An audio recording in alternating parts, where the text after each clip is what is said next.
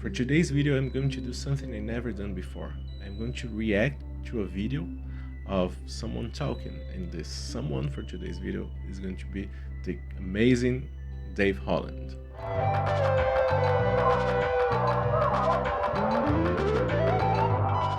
SFJAZZ put up a video on YouTube about Dave Holland explaining to some students about odd time signatures, and I found very interesting because I just released a video on odd time signatures also, and I want to see if he draws some parallels with what I said, and and we'll talk a little more. I'll get to the video now.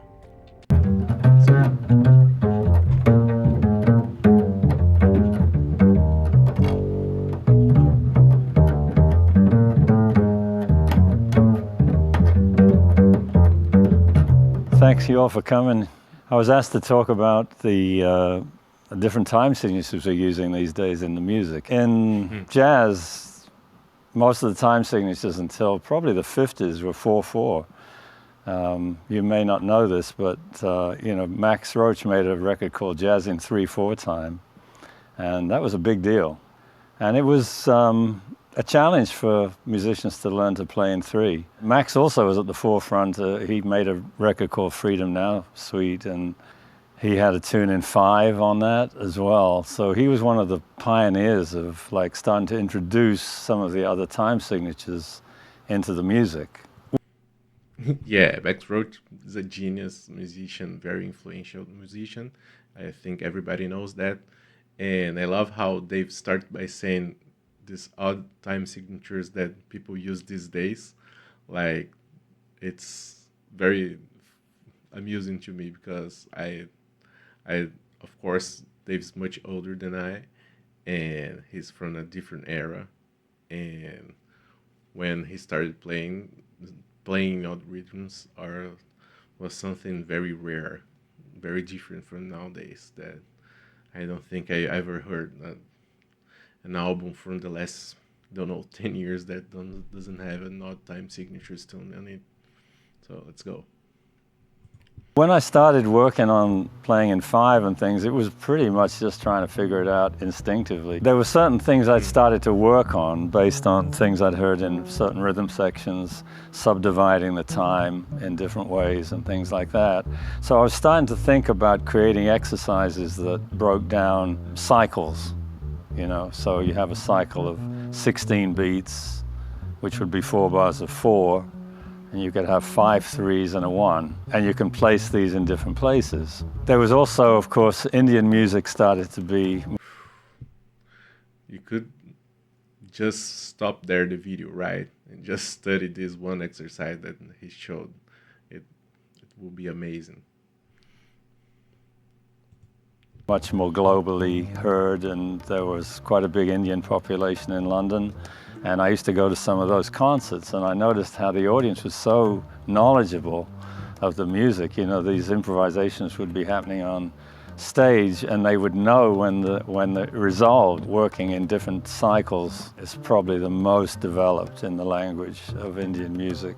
I've had the good fortune to play with Zakir Hussain, and Zakir's told me many stories about the kind of things he was working on, and of course the bringing together of the North and South Indian traditions.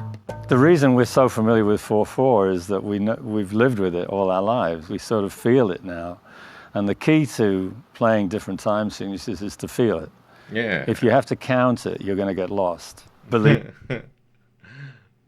That's amazing. I feel very represented by what Dave just said. It's, of course, if you try to count it every single beat, like tapping your feet against the ground and count it 1 2 3 4 5 6 7 1 2, we're going to get lost.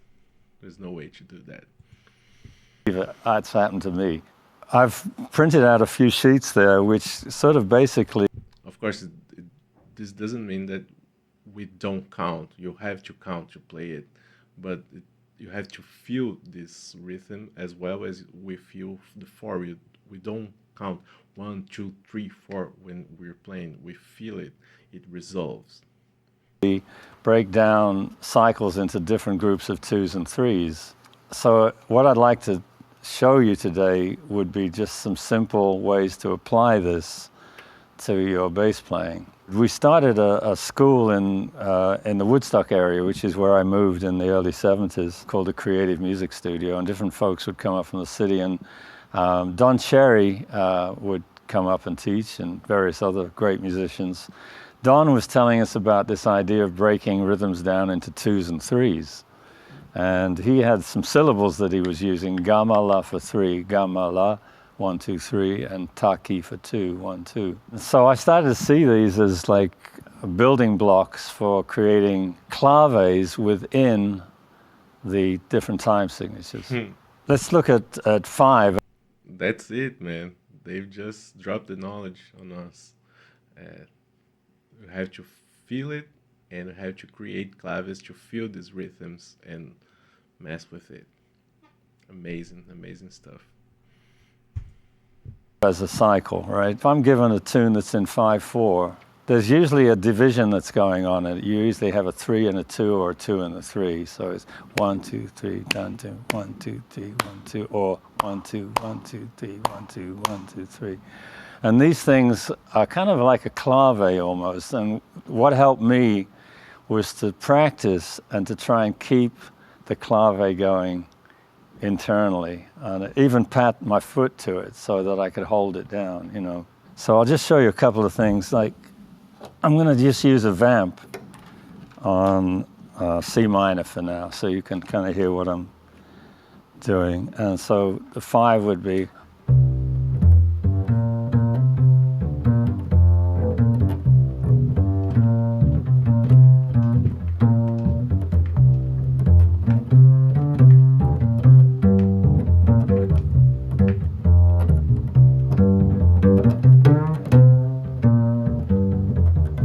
Hey folks, little edit from the future. I recorded this video many weeks ago, but I'm editing it just now. And I realized that I didn't say that I met Dave Holland some years ago when he did a concert here in Brazil.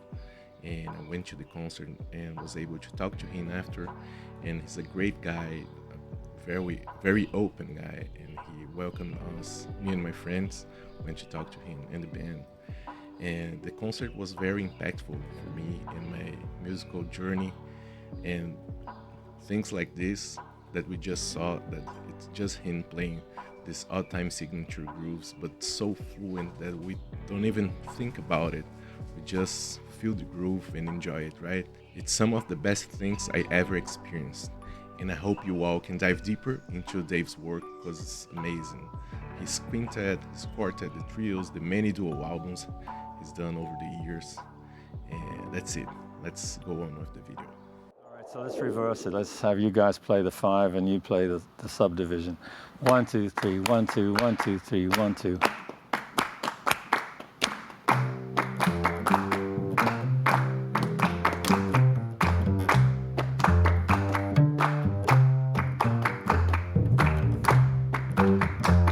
See, I'm taking these accents now and building a bass line from it. You see, what's happening here is we're so clever. Dave Holland is amazing. Really, really, really amazing guy. Amazing soul, amazing mind, amazing bass player, amazing composer. Hope we can see more of this video. I'm going to see it to the end, and comment below what you think about all the things that he's going to talk. I don't know. I haven't seen the whole video yet. And that's it for today's video, and don't forget to like and subscribe to the channel. Don't forget also, most important thing in the world right now, go to the In The Chat Discord server, join us over there. Bunch of material, bunch of people talking and discussing improvisation and jazz and all that good stuff. And see you all in the chat.